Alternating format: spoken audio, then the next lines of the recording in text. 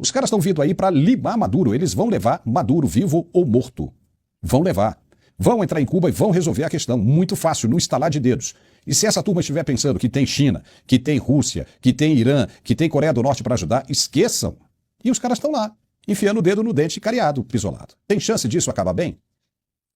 Olha, Paulo, já tá mal, né? Como eu falei antes no primeiro comentário, o Trump está sendo bastante paciente com o Brasil. A gente vê pelas falas dele que talvez essa paciência já esteja num limite, assim, para lá do aceitável. Isso que a gente ouve do Lula, eu já diagnostiquei ele aqui há algum tempo atrás, andei conversando até com uns amigos médicos. Esse fenômeno que o Lula demonstra nas suas falas é típico de histeria mesmo.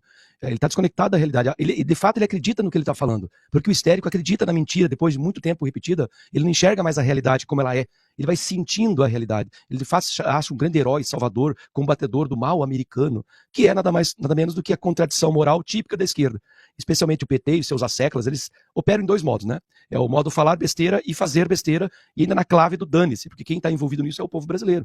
Essa claque que fica aplaudindo em torno não faz ideia do que é o programa Mais Médicos, que está sendo revelado, aliás, está sendo revelado há algum tempo atrás já. Agora apenas os Estados Unidos estão escrachando para o mundo que é o Mais Médicos. É trabalho escravo, eu secundo o que a Maria Elvira Salazar falou, a deputada republicana. É trabalho escravo, gente. O Brasil pagava, em média, R$ 12 mil cada médico desse cubano que vinha para cá. O médico ficava com apenas 25%. 70% é para o governo cubano. É aí que o Brasil estava driblando a sanção econômica. Era um jeito do Brasil enviar dinheiro para Cuba. Então, dos 12 mil que o médico deveria receber, ele só recebia 3 mil. E o médico não sabia que estava assinando esse contrato. Assinando entre aspas, tá? Porque ele era forçado a vir para cá, porque lá em Cuba ficavam os parentes sequestrados. E aí, quando o Lula fala assim, respeita o governo cubano, pelo amor de Deus, gente, como é que um presidente vai dizer que respeita uma tirania, uma ditadura, que tinha fuzilamento em paredão, que sequestra familiares? Quando um atleta sai para uma competição internacional, membros da família ficam. Se esse sujeito resolver fugir, a família paga o preço lá. Como é que eu vou respeitar uma coisa dessa, gente? É discurso para claque ensaiada, para claque contratada, só pode ser isso.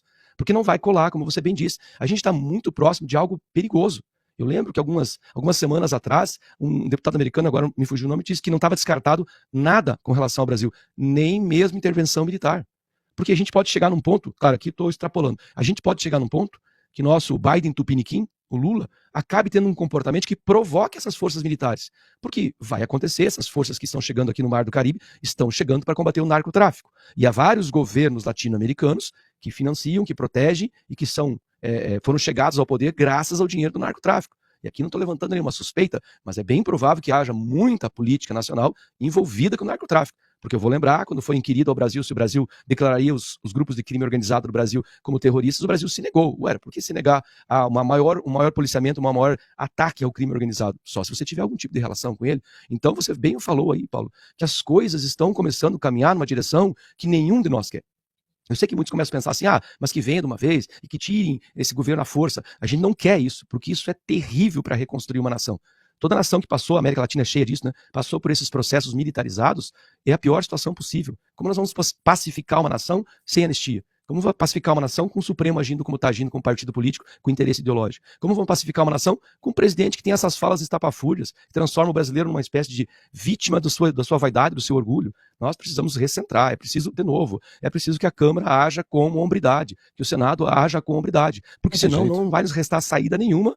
De fato, há um processo mais doloroso para o Brasil. É por isso que tudo isso está acontecendo. O brasileiro não pode reclamar, porque... E o brasileiro, coitado, não reclama mesmo, né? Muito pelo contrário, está festejando. Porque o brasileiro votou nesses nomes que estão no Senado, né, na Câmara, os líderes, né? Votou no Davi Alcolumbre, votou no Hugo Mota, e olha o que os caras estão fazendo. Entendeu? O Davi Alcolumbre, né, para qualquer jurista, está cometendo um crime de prevaricação, porque há inúmeros flagrantes de desrespeito constitucional e ele vê, sabe e não toma nenhuma medida. Então, quando você sabe de um crime, você tem condições de evitá-lo, e você é um ente público, se você não faz, você está cometendo um crime previsto na Constituição, que é o de prevaricação. Então ele tem que responder por isso, o Hugo Mota tem que responder por isso. Então o brasileiro hoje não consegue fazer nada. O Congresso Nacional não consegue fazer nada. E você vai deixar esses caras agindo dessa maneira, do jeito que eles acham que podem e devem agir? Entendeu? Você não pode fazer nada. Aí você deixa, torcendo para que um milagre aconteça. E o milagre aconteceu. As orações foram movidas e uma força muito maior vem de fora para colocar ordem na casa, atendendo ao pedido daqueles que clamam por socorro.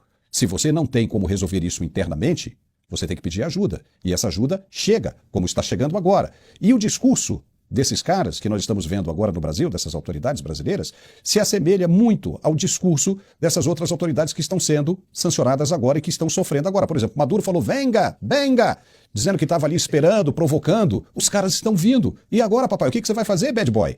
Bad boy, o que você vai fazer quando os caras chegarem para você? Vão pular fora, então não adianta. Os caras seguem a mesma coisa. E outro processo também. Todo mundo sabe que Miami é o paraíso preferido para todos, para todas essas autoridades autoritárias, ditatoriais da América Latina. Todos eles aí ganham esses dinheiros, assim, que essas quantias enormes que não se consegue explicar, e vão para lá para gastar em Miami, né?